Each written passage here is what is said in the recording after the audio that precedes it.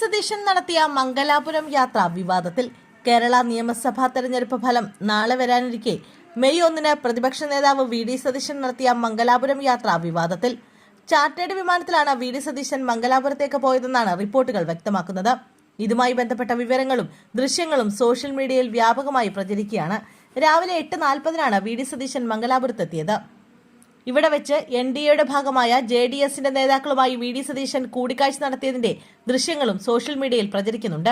BJP പിന്തുണയിൽ MLC-യായ ഫറൂഖിനെയും Congress വിട്ട് JDSലെത്തിയ മൊഹിദ്ദീനെയുമാണ് സതീശൻ കണ്ടത്.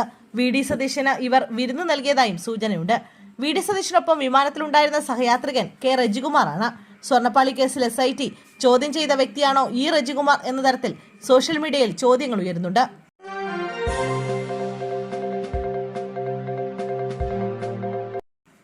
തെരഞ്ഞെടുപ്പ് ആഘോഷം കൊഴുപ്പിക്കാനായി കൊണ്ടുപോവുകയായിരുന്ന മദ്യക്കുപ്പികൾ പിടികൂടി.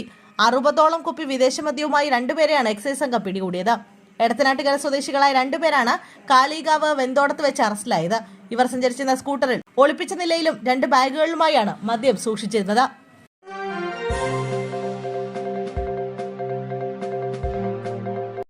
കുടിവെള്ളം ആവശ്യപ്പെട്ടപ്പോൾ നൽകിയത് ചെളിവെള്ളം. പഞ്ചായത്തിനെതിരെ പ്രതിഷേധവുമായി നാട്ടുകാർ. കടുത്ത വേനലിൽ കുടിവെള്ള ലഭ്യത കുറഞ്ഞതോടെ പഞ്ചായത്ത് അധികൃതരെ ബന്ധപ്പെട്ട നാട്ടുകാർക്ക് എത്തിച്ചു നൽകിയത് ചെളിവെള്ളമെന്ന് പരാതി. കോഴിക്കോട് ഓമശ്ശേരി പഞ്ചായത്തിലാണ് പരാതി ഉയർന്നിരിക്കുന്നത്. പഞ്ചായത്തിലെ നിരവധി പ്രദേശങ്ങളിൽ കുടിവെള്ളക്ഷാമം രൂക്ഷമാണ്. ഇതിനിടെ 3-ാം വാർഡിൽ ഉൾപ്പെട്ട അന്തനാർക്കാവ് ഭാഗത്ത് താമസിക്കുന്നവർക്കാണ് ചെളിവെള്ളം വിതരണം ചെയ്തതായി പരാതി ഉയർന്നിരിക്കുന്നത്. കഴിഞ്ഞ ദിവസമാണ് പഞ്ചായത്തിന്റെ നേതൃത്വത്തിൽ കുടിവെള്ളം എത്തിച്ചത്. ബക്കറ്റുകളിലും കന്നാസുകളിലുമായി വെള്ളം ശേഖരിച്ച നാട്ടുകാർ കലക്ക് നിറഞ്ഞ ചെളിവെള്ളം കണ്ട് ഞെട്ടുകയായിരുന്നു.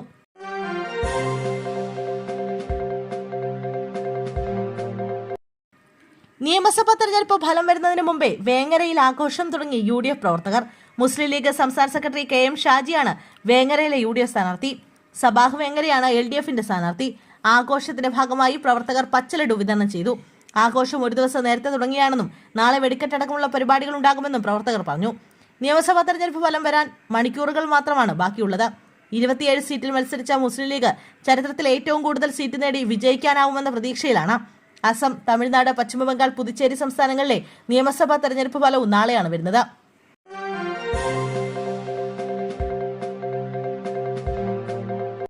നീറ്റ് പരീക്ഷയ്ക്കെത്തിയ പെൺകുട്ടി ബൈക്കിൽ നിന്ന് വീണ് പരിക്കേറ്റു. പരീക്ഷ എഴുതാൻ കഴിയാതിരുന്നതിന്റെ വിഷമത്തിൽ കുഴഞ്ഞു വീണ വിദ്യാർത്ഥി ആശുപത്രിയിൽ പ്രവേശിപ്പിച്ചു. പുന്നപ്ര തെക്ക് പഞ്ചായത്ത് 7-ാം വാർഡിൽ കടവത്തുശ്ശേരി വീട്ടിൽ മുഹമ്മദ് അലിയുടെ മകൾ അമീന മുഹമ്മദ് അലിക്കാണ് ഇത്തവണ നടന്ന നീറ്റ് പരീക്ഷ എഴുതാൻ കഴിയാതെ വന്നത്. ഏറെ പ്രതീക്ഷയോടെ എത്തിയ കുട്ടിക്ക് പരീക്ഷ എഴുതാൻ കഴിയാതെ വന്നതിന്റെ വിഷമത്തിലാണ് ജനറൽ ആശുപത്രിയിൽ ചികിത്സ തേടുന്നതിനിടെ കുഴഞ്ഞു വീണത്. തുടർന്ന് തിരുവല്ലയിലെ സ്വകാര്യ ആശുപത്രിയിൽ പ്രവേശിപ്പിച്ചു.